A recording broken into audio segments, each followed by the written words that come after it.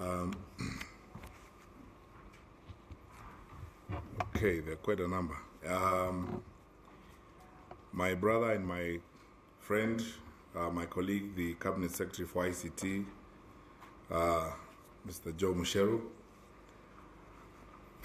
my colleagues from the Ministry of Education and the Ministry of Interior who are here, Dr. Belio Kipsang and Mr. Gadesha standing in for Dr. Karanja Kibicho, our PS at the Ministry of Interior.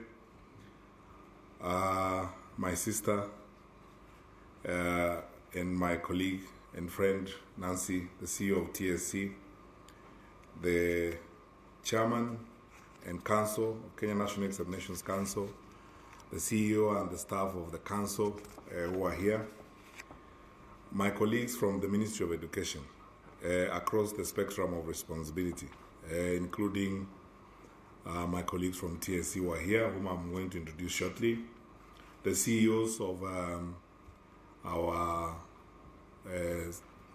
sagas, the chairperson of the Kenya Secondary Schools Heads Association, and I'm going to talk shortly about the contact group that we formed with the principals and how we work together with them in preparing for exams and preparing for the process that we have gone through. There's a special person in the room I need to introduce, the chairperson of the National Parents Association, Mr. Mayo, who's here with us. And I want to confirm that we consult very closely with the Parents Association on all matters, and your presence here is really appreciated, Mr. Mayo, and I thank you for all your continued support and cooperation with us. The directors of the Ministry of Education who are in the room, I know some of you were introduced, but we did not introduce our field directors. I have seen some of them. Those of you who are here from the field Ministry of Education, across the spectrum of responsibility, region, county, sub-county. Those of you are here. Can you raise up your hands? Yeah, thank you very much. I request you to stand up. John, people need to know you. This is our regional coordinator for Nairobi, Mr. John Ololtua. And so many of his colleagues who are here, the team from Westlands, I can see you in the room and so on. Thank you very much. Be seated. We have our colleagues from the Teacher Service Commission, our directors from TSC who are in the room. Across the spectrum of responsibility from region, county, and sub-county, please stand up. We're very grateful to you for your fantastic work. I have been telling your CEO how we are so proud of all of you. I keep giving Hassan and Lillian as examples of people we work with. Hassan is our county director TSC in Nyandarua, and Lillian is our county director in Kiambu, and quite a number of colleagues who are here from Baringo and other areas who have joined us this morning. Please, you're welcome. Thank you very much. Be seated. And I'm sorry on behalf of Nancy because she had too many things on her mind this morning. That's why she did not introduce you. But you're part of my big family, so I'm happy to introduce you as to her. Now, let's go to the issues that brought us here this morning. First of all, I never fail to say this, and I want to say it to you and to the country. As a parent and as a public servant, I'm very grateful to God Almighty for where we are today as a country. We thank God for the children that He has given us. Each one of the children in our hands is a gift from God. We thank Him for them. And I pray that all of you, my colleagues, and those of you who are not in the room, that while we have an opportunity from our Creator to look after the children God has blessed in our hands, let us do our best and raise them up in a responsible manner.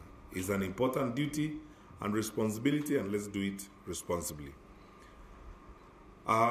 Two, I am sincerely grateful for what we are doing here today to so many of you. I know you have been thanked, especially the principals who are in the room. And on behalf of your colleagues who are not in the room today, we are really grateful to the work that you do. And I want you to know this from the bottom of my heart. We've had so many occasions to have conversations. We are really grateful for the work you do. I have been to so many parts of this country. I've visited schools without number. And most of the places I've gone to, and when we went to the county, to the containers every morning, the principals were there dutifully. Everywhere I went, from Makueni to Kericho to wherever, the school principals turned up at the containers. And those of you who have been center managers, the 25 of you who have been looking after the areas where we were marking the exam, you did an extra duty, and we are grateful for your sacrifice and your service. One thing that you notice from the way exams have gone last year and this year is a big lesson that we need to learn about one thing. No one on earth is good enough to do anything successfully on their own. The partnership approach, or actually what our president has been ensuring we do in government, the one government approach, that we serve the people of Kenya as one government. The changes in the management of exams were conducted last year in partnership with 3 ministries. Again, we worked together, 3 ministries, and even expanded the collaboration this year to include a good number of my colleagues in cabinet who turned up to see our students. And I need to explain that the president required that because we've gone through a fairly challenging year, it's important for us to show our children how important it is that we think about them. And so he asked each of us, when we could find time, go to a school, hug a child, and wish them well and tell them it shall be okay, and sit for your exam. And that's what we did across the country. And I'm grateful to my cabinet colleagues. I'm very grateful to the Inspector General of Police and to the CDF, General Mwatete. In parts of this country, we could not move exams without the support of the Kenya Defense Forces and the National Police Service. And both the Inspector General and the CDF were very helpful to us. I am so grateful to my colleague, CS Rachel Mamo, the Minister for Defense, that she and the CDF stepped in, and we did not have a hitch at all, as Professor Magoha said. And all that was made possible because of the collaboration we enjoyed across government. And I think the President's one government approach is the right way to go. We work better, we do more, and we go far when we are together, when we collaborate. You have seen how much we have been able to do by working very closely with our colleagues at the Ministry of ICT and embracing technology and consulting one another all the time with my colleague CS Musheru and his huge team. I'm grateful to all of them, and please CS pass our sincere appreciation to PS Victor Chalo and the team at the ICT Authority and everyone else we have been working with. We are so grateful to you. I thank NEC, Professor Magoha, and the team. We are grateful for your sense of focus and commitment. We would not have come this far without your support. I always reserve this for the last, and for 2 reasons. One, so that I express it very candidly, and second, so that I can also do my duty of communicating the President's appreciation to the Council, to all of you principals who are involved. On behalf of the President asked this morning when he received the report on this year's exam that I say this to you, that he sincerely appreciates the work you have done. And I know, and I can report here, that he's personally written to a few of you, personally, appreciating some of you principals for the work you have done. So some of you principals will probably receive a personal note from the President himself, appreciating the work that you do, and especially those of you principals whose schools have continued to do well and have shown a measure of consistency in what's going on. And even as I do so, I sincerely appreciate the strong leadership the President has provided to us. The President's reform agenda in the education sector has worked. And the President put together a very ambitious reform program and demanded of us that we have to get this done. It would be easy for us sometimes to doubt whether the things that the President put out as a plan would work. But because he has personally paid attention to this and personally supported us and insisted that we did not have a problem at any point and required of us regular reporting, we have come this far. And the message I've been telling my colleagues is true, as Professor Magoha said. We are receiving inquiries from colleague ministers of education 2 years of changing the management of exams is beginning to set a practice example for our region, where people want to see what we are doing to see how this could be improved. And we're grateful for this, very grateful. And it's true that, and my colleagues from Uganda and Zambia who observed this process this year, we will again allow 2 or 3 other countries to observe the process next year as we go along, so that we build a community of effective practice across the region. One factor I've been telling everyone is that the reason why this is happening in Kenya is that we don't discuss about political will. We don't worry that the decisions that we are making and how we are moving forward, we are not going to succeed. Because the president is personally involved in this. He wants it done, he supervises it, and he has thought ahead of us. We are working with a script he himself insists must be implemented. And when you have such an enormous political will and support from our leaders, both the president and His Excellency the Deputy President, it is easier to get things done, even those that you think are difficult. And we're grateful for the leadership that the president has shown. And today, we have received further instructions on what we need to do. I promise that the Ministry of Education will be ready to implement the instructions the president has given this morning, including ensuring that we get all our 3 million children on the National Hospital Insurance cover. We already have a proposal from the National Hospital Insurance. We're working on it. My colleague, the PS, can confirm. We're looking into that, looking at the allocation from the Treasury to be sure that we factor this in and the president's demand shall be met. 2, the president has demanded of us to ensure that we deepen institutionalization of what we are doing so that the reform program he has spearheaded becomes part of our institutional framework. We had a brief chat this morning with the executive team, and we will shortly put mechanisms in place to ensure that we deepen this. What this means in practical terms is that our colleagues at NEC,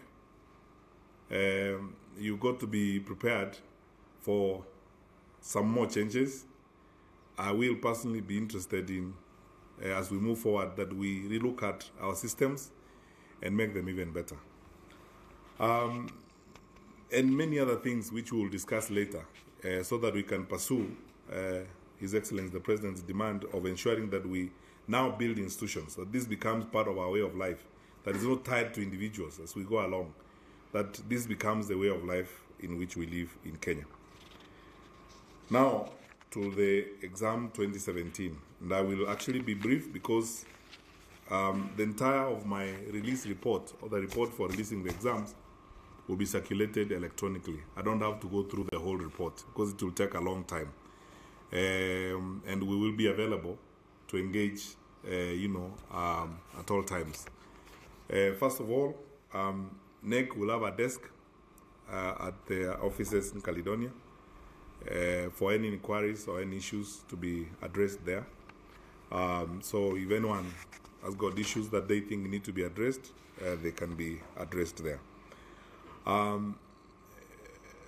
One issue that I lastly want to comment on before I go to the statistics and the information is that we have noticed this year a very, let me be honest, frustrating and desperate attempt on the part of some teachers to prematurely open exams and engage in malpractice. 40 teachers from 2017 are facing disciplinary action, including principals. And we asked ourselves the question, how is it that when you know how stringent the management regime is now, why would you take the risks that you are taking? Because you know you could go to jail, or obviously you're going to lose your job in the process. And let's speak to each other candidly. It's because, A, some of our teachers are not teaching, and therefore, the exam time becomes a desperate time. So you want to go to whatever extent, even to the despicable extent of seeing a paper for only 30 minutes, because the difference between the first and second paper was probably 1 hour. So even if you open it, by the time you take a screenshot and send it, that's probably about 30 minutes or so. It's not going to help anybody. That desperation is partly as a result of performance. It's related to non-teaching. And of course, bad habits, some of which have not gone away. In some cases, we acted sternly. And I have no regret about it. We deregistered one school. And I want to say to Nancy, because you asked this question, I want to confirm to you, any private school in the country that will hire a teacher who is not registered, or one of those teachers who have been deregistered, will actually be deregistered without cause. We will do so promptly. We are acting firmly in defense of our children. There are certain things we will not accept. And then we have to be clear with each other. On this one, we will act without mercy. We cannot compromise on the future of our children. And we will pursue these cases. We also realize that because the process of dealing with these disciplinary cases from the point of view of criminal prosecution is not fast enough, you have, offending colleagues who believe they can get away with it. For example, the 700 cases of examination cheating in 2015 have not all been sorted out. And so, 3 weeks ago, we formed a multi-agency task team.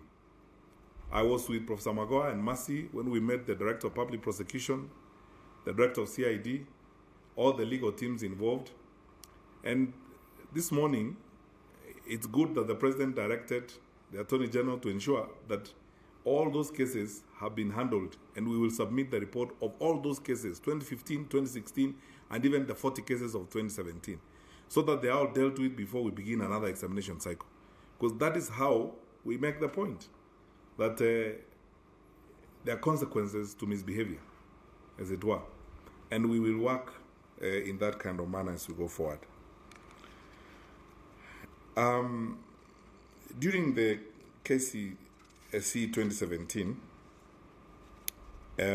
we noticed a significant improvement in some subjects and a significant decline in others. I need you, good people, to know that about 31 subjects were examined, a total of 76 papers, and we deliberately ratcheted up the numbers. We increased the numbers of professionals we hired to handle the exams up to 80,000 in 2017.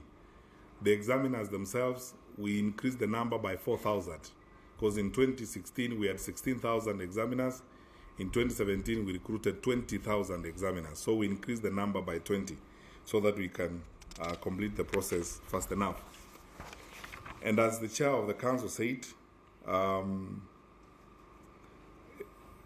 am grateful to report that we have noticed a level of consistency in the manner in which the performance of our candidates has emerged. We have improved. These are the results. We have improved by 1A, because last year we had 141 straight A's. This year we have 142. So we have improved by 1A. However, I have noticed, and we all observed, a decline in the number of A minuses. In 2016, we had a total of 4,645 A minuses. We declined by almost half, because this year we have 2,714. However, when you look at the other grades, there has been a significant improvement on the other grades as you go by. But I have to be honest with you that we have declined in terms of the number of the students who have met university requirements this year. And that is evidence of a number of things. I forgot to tell you that after the examination in 2016, we sat down with the principals and we agreed with them that we are now going to work with them on the exams, so that if there are any process issues, they are raised up front. And we formed a contact group of 20 principals from Kenya Secondary Schools Heads Association, and we worked with them throughout so that if there are any issues to ask, they ask them about how we are managing the process, what we are doing, and so on. I'm grateful that the contact group of the principals has worked very closely with us. But truth be told, we have seen a decline in some of the areas that I have pointed out. There, however, has been a significant improvement in the performance of mathematics and English. And in fact, in the case of mathematics, it's outstandingly significant. Again, which is evidence that in certain subjects or in certain areas, there was a deliberate effort to improve. So in total, we have noticed that 13 subjects, amongst them English, mathematics, geography, there has been a significant improvement in performance this year. However, we have to point out that we have room for improvement and we have more to do in the other areas, in the sciences, especially the STEM subjects. I need to point out, in terms of performance, individual performance by gender, that when you look at the total overall examination result, female candidates have performed better than male candidates. Actually, truth be told, in 6 subjects particularly, singularly in each of the 6 subjects, female candidates have performed way better than male candidates.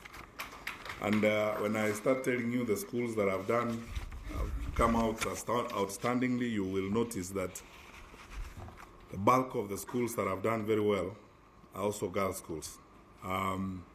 So we're grateful, but my colleagues told me to single out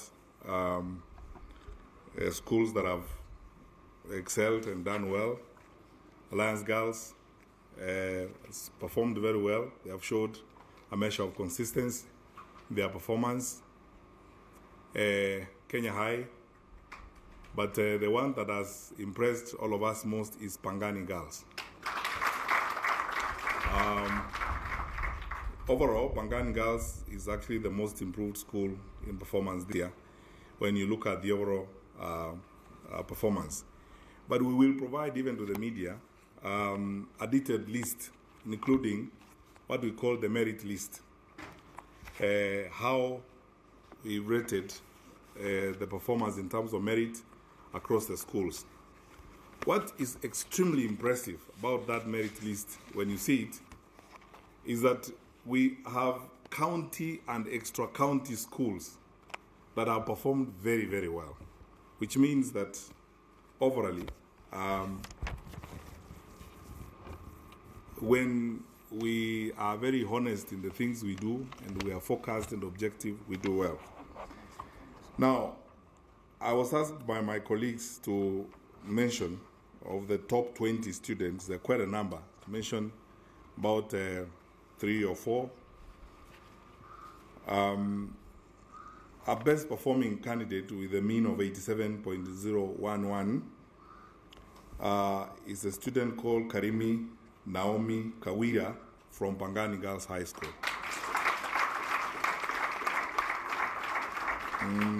Followed by a candidate whose mean is 86.830.